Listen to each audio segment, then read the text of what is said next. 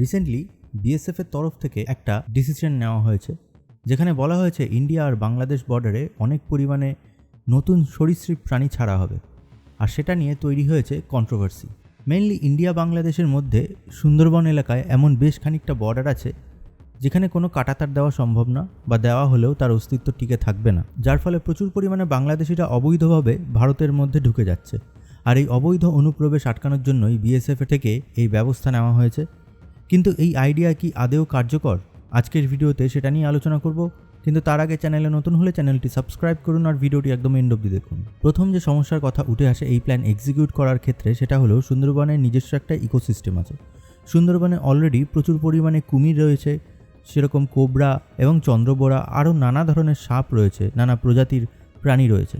সেখানে যদি অন্য ধরনের বা অন্য প্রজাতির কোনো সরীসৃপ সেখানে আনা হয়, কিংবা একই প্রজাতির আরও বেশি করে সরীসৃপ যদি ছাড়া হয়, তবে সেক্ষেত্রে সেই সরীসৃপ প্রাণীগুলোর বেঁচে থাকা একটা মুশকিল হয়ে দাঁড়াবে, আর সেই জায়গার ইকোসিস্টেমটারও ক্ষতি হবে। আর প্রচুর পরিমাণে সরীসৃপরা কিন্তু মারাও যাবে। ফলে সরীসৃপের সংখ্যা এখন যা আছে তাতেই নেমে আসবে, কিংবা তার থেকেও কমে যেতে পারে। দ্বিতীয় যে সবচেয়ে বড় সমস্যা সেটা হলো যে এই ধরনের রেপটাইলসরা কিন্তু বর্ডারের দুই দিকেই ছড়িয়ে যাবে।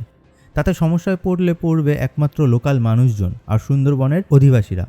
এদের মধ্যে অনেকে আছেন যারা মাছ ধরতে, মধু আনতে বনে যান। এই বর্ডারের রেপটাইলস ছাড়লে তা বর্ডারের দুই দিকেই কিন্তু ছড়িয়ে যাবে। তাতে অনুপ্রবেশকারীরা কতটা সমস্যায় পড়বে জানা যায় না, তবে অবশ্যই ভারতের সীমান্ত এলাকায় মানুষজন খুবই সমস্যার মধ্যে পড়বে, বিপদের মধ্যে পড়বে, তাদের প্রাণহানিও হবে। তৃতীয় যে বিষয়টা উঠে আসছে সেটা হলো এই সুন্দরবন এলাকায় অনেক সরীসৃপরা অলরেডি রয়েছে এবং অবৈধ অনুপ্রবেশকারীরা এটা ভালো করেই জানে।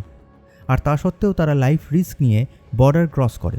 সেখানে যদি আরও সরীসৃপ ছাড়া হয়, সেটা হয়তো কিছুটা পরিমাণ অনুপ্রবেশকারীদের আটকাবে, কিন্তু সম্ভাবনা আছে যে অবৈধ শিকারীদের সংখ্যা কিন্তু বাড়াবে, আর তাদের কালোবাজারি ব্যাপকভাবে বাড়বে, যারা এসব সরীসৃপদের চামড়া থেকে বিষ পর্যন্ত সব কিছু কালোবাজারে চড়া দামে বিক্রি করে। তাই বিএসএফের এই প্ল্যানিং যত দিক থেকেই বিচার করা যায়, সব দিক থেকেই কিন্তু ত্রুটিপূর্ণ, যা আলটিমেটলি বিপদে ফেলতে পারে সুন্দরবনের বসবাসকারী গরিব আর প্রান্তিক মানুষদের, যারা ভারতীয়। বাকি অনেকেই বলছেন বিএসএফের ডিসিশন ইনহিউম্যান, কারণ যেন এক মৃত্যু ফাঁদ তারা পেতেছে অনুপ্রবেশকারীদের জন্য। অনুপ্রবেশকারীদের জন্য অনেকেরই দয়া হয় এরকম। তাদের বলতে চাই, এইসব অবৈধ অনুপ্রবেশকারীদের প্রতি আমার কোনো সহানুভূতি নেই। ভারতের দিকে বসবাসকারী গরিব মানুষ আর ইকোলজিক্যাল সমস্যা না হলে এই প্ল্যানকে আমি পূর্ণ সহমত করতাম। ভিডিওটি কেমন লাগলো অবশ্যই জানাবেন এবং ভিডিওটি লাইক আর শেয়ার করবেন।